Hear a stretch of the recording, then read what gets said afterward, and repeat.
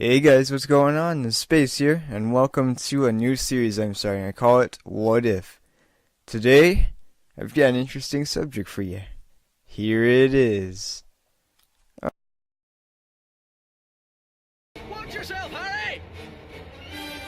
Wood, look out!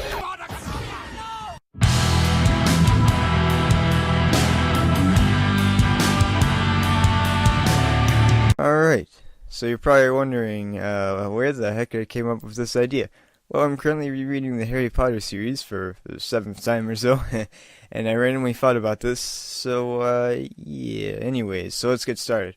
This is just my opinion and my educated guess on what would happen, and I am using knowledge from both the books and the movies, so if you don't know who Oliver Wood is, he was the team captain for the Gryffindor Quidditch team from Harry's first year to Harry's third year.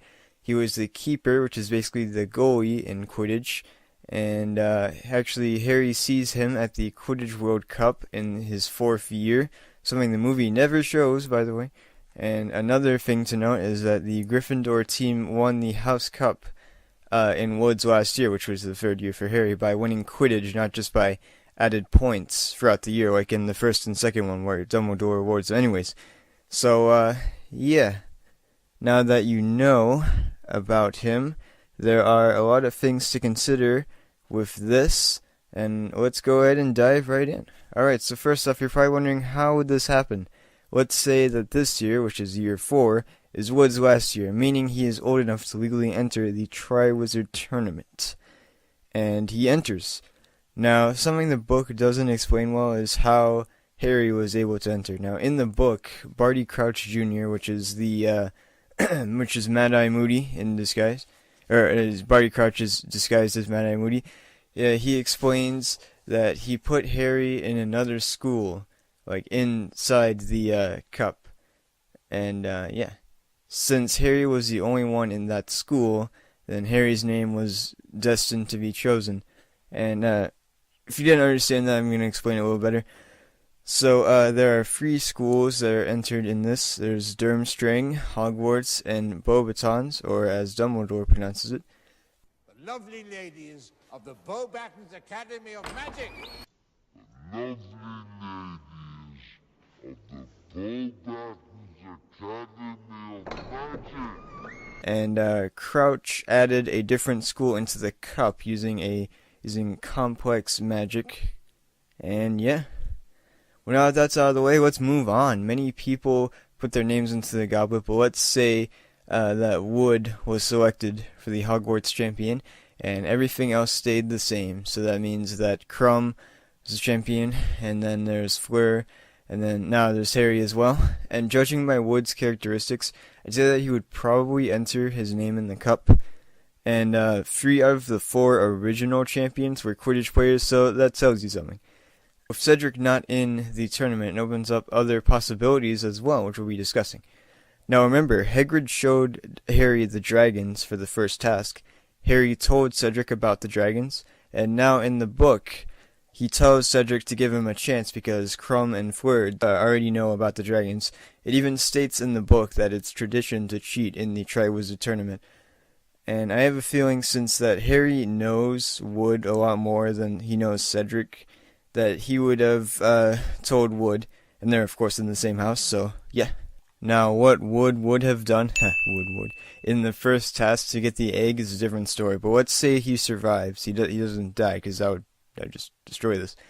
Okay, so in the original, Barty Crouch tells Cedric, Barty is disguised as Alistair Moody, of course, just to reinstate that. Anyways, about the egg, and gives him a hint. Now, I have a feeling that this would all fall into place fairly like the original, with some modifications besides Wood being the champion for Hogwarts. In the Half-Blood Prince, Harry becomes the Quidditch captain for the Gryffindor team, and Hermione explains that the Quidditch captain can also use the prefect's bathroom, so Wood would have no problem getting in. But something that I forgot about is that there was no Quidditch in year 4, but let's say that they chose it anyways, because some people know that the Triwizard Tournament's going to happen this year. Of course, Ministry people. And Draco Malfoy, his dad, Lucius Malfoy, tells him all about it. But Arthur Weasley does not tell his kids because he was told to keep it a secret. Everyone at the Ministry was told to keep it a secret, but of course Lucius did not. And anyways, let's say they want to make it seem like a normal school year. They never mention anything about choosing Quidditch captains, so I'm just going to assume that Wood would still be the Quidditch captain. I'm just going to go with that. And, yeah, anyways. So, Wood would have no problem getting in because he is a Quidditch captain and Cedric was a prefect. And anyways, so now something that stops Harry from using Cedric's hint until the end of the time he has to figure it out was jealousy. Now, Cedric asked Cho Chang, Harry's crush, to the U-Ball, and seeing that Cedric is not a school champion, Harry might have a better chance. Cedric could still ask Cho out, but of course, let's say that Harry gets there first and she says yes. Harry's known Wood for 4 years now, so he trusts him, so he takes the hint and does it. This gives him more time to prepare for the task and maybe even come up with a different method, because he was basically just right at the end. Dobby helped him, because in the movie, Neville helps him, but in the actual book, Dobby gives him the Gilly-Wig, which was from Mad-Eye Moody.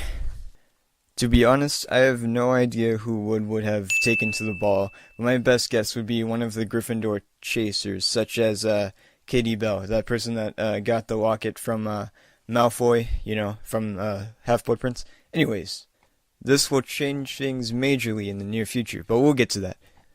I hope you are following this well. So that's the first task, the Yule Ball, the second task, and time flies by and the third task draws near. There are no hints to what this would be. They were just simply showed the maze one night, well, one evening I guess, and while it was still growing, so not everything was there. And I would have loved to see Wood's face when he saw that what they've done to the Quidditch pitch. Anyways, so the third and final task is here, the one to end it all. Wood can get pretty competitive, and he'd want to win. Just like in the movie, they don't stick together, but Crumb would still go after Wood, and Harry would save him. Everything just plays out pretty much the same towards the end. Wood and Harry race toward the end. Harry saves Wood again. They grab the cup, and they're off. Now, in the movie, Wormtail kills Cedric because he is not needed. I'd imagine the same thing would happen in this case because Wood is not needed. He's not really that important to Voldemort. And in the end, Harry would have been more devastated. And in the fifth book, he's still dealing with Cedric dying. But I have a feeling that would go on a lot longer than it did in the book, because he knows Wood a lot more. He's known him for 4 years. He's won with him, he's practiced with him, and Wood even taught him the basics of Quidditch. So that's, that would probably be pretty devastating. And I have a feeling that there would be a more traumatic effect on Harry, like I said before. And Gryffindor would mourn the loss of Wood, and it would be more dramatic because the story is mainly told from the side of Gryffindor. And you would imagine that Hufflepuff would be pretty devastated because Cedric was like their main man, And and of course Wood helped them win last year, so everyone from the first year on that was there in Harry's third year would have known Wood because he helped win. And so that'd be pretty heavy. So now we're going to go and jump right ahead to Book 5, The Order of the Phoenix. Harry and Cho hit it off, but the one thing that's always blocked Harry's way was Cedric. Cho was devastated when Cedric dies, but Cedric doesn't die in this version, so Cho wouldn't really have any connection with Wood, except for the fact that she played against him and his team.